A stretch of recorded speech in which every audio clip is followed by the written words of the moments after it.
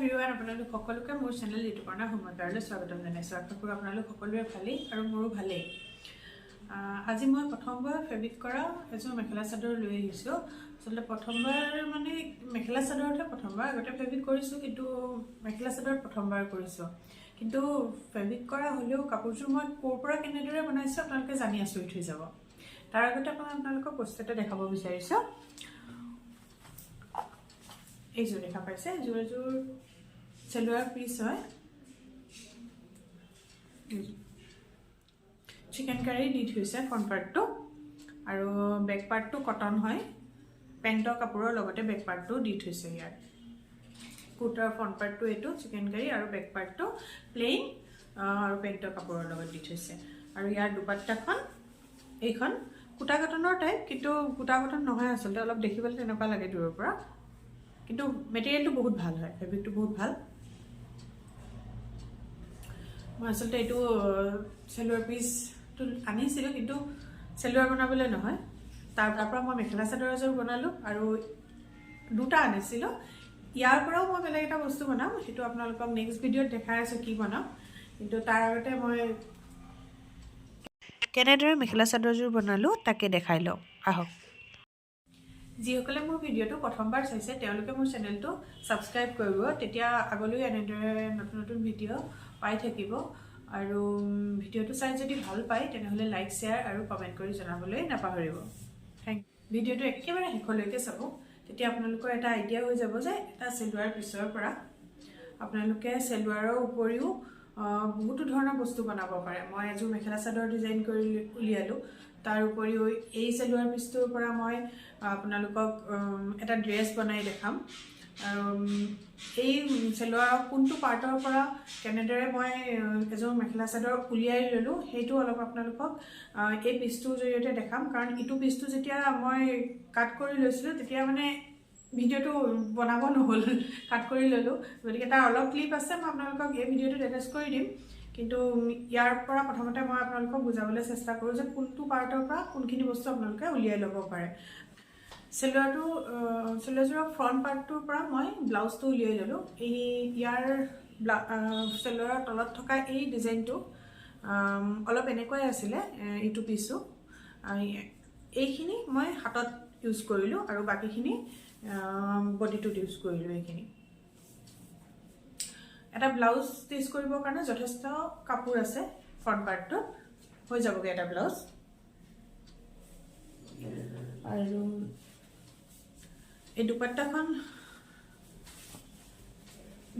চাদৰত ইউজ কৰিলোঁ, আৰু অলপ দুপাট্টাখনৰ লেন্থটো চাদৰৰ কাৰণে এনাফ নাছিল, গতিকে যিটো পেণ্টৰ কাপোৰ দিছে তাত যিহেতু চেলোৱাৰটোৰ বেক পাৰ্টটোৰ কাপোৰো দি থোৱা আছে, গতিকে ইয়াৰ পৰা অলপ উলিয়াই এই দুপাট্টাখনৰ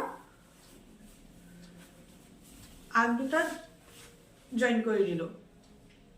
এইটো আগতো জইন কৰি ল'লোঁ আৰু সিটো আগতো দুটা আগত জইন কৰি ল'লোঁ, গতিকে চাদৰৰ কাৰণে এনাফ কাপোৰ হৈ গ'ল। তাৰপিছত মেখেলাৰ কাৰণে ইয়াৰ পৰা কাপোৰ উলিয়াই ল'লোঁ, তাৰ উপৰিও অলপ কাপোৰ বাচিলে, সেই কাপোৰখিনি বেলেগ এটা কামত ইউজ কৰি ল'লোঁ। এইটো পেণ্টৰ পিচো আছিলে ইয়াত, আৰু চেলোৱাৰযোৰৰ বেক পাৰ্টৰ পিচটো আছিলে। ইয়াৰ পৰা মই মেখেলাখন কাটি ল'ম এক্সট্ৰাকৈ, আৰু তাৰ আধাটো মই চাদৰ দুপাট্টাখনত জইন কৰি চাদৰ হিচাপে বনাই ল'ম। আৰু ইয়াৰ ব্লাউজৰ পিচটো এইটো চেলোৱাৰযোৰৰ ফ্ৰণ্ট পাৰ্টটো দি দিছে এনেকৈ চিকেন কাৰী ষ্টাইলত।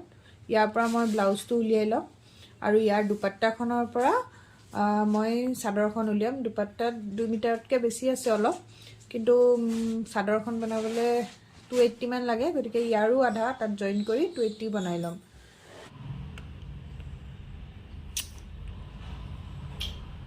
আহকচোন মেখেলা চাদৰযোৰ চাই লওঁ। এইটো ব্লাউজটো, স্লিভছটো এনেকৈ দিলোঁ।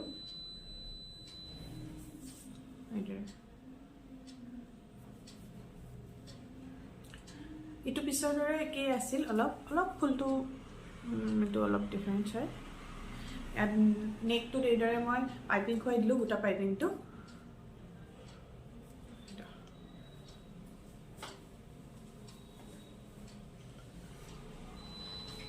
এইখন মেখেলাখন ফেব্ৰিক কৰি আৰু ফেব্ৰিক কৰাৰ ওপৰত এইটো 3D আউটলাইন এটা দি দিছোঁ গতিকে এটা ধুনীয়া জিলিকন আছে চিকমিক কৰি আছে মেখেলাখন কেমেৰাত ইমান ভালদৰে ধৰিব পৰা নাই হয়তো অলপ অলপ দেখা পাইছে কিন্তু বহুত ধুনীয়া লাগিছে সন্মুখৰ পৰা চালে এইটো এখন মেখেলাখনত এইদৰে ফ্ৰণ্টত 3 পা আৰু এইদৰে দেখা পাইছে নিশ্চয় বেকতো 3 পা এইদৰে দি দিছোঁ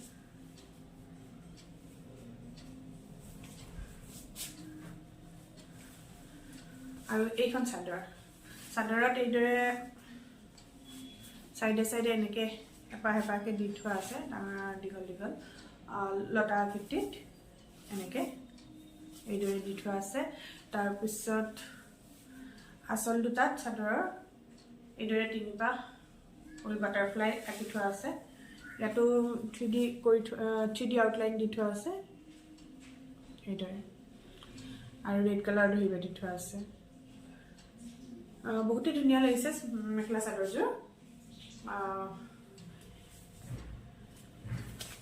ইয়াৰ ফুল দুপা যদি লাগে মই আপোনালোকক দি দিম স্ক্ৰীনত কাৰোবাক যদি লাগে স্ক্ৰীনশ্বট লৈ ল'ব পাৰে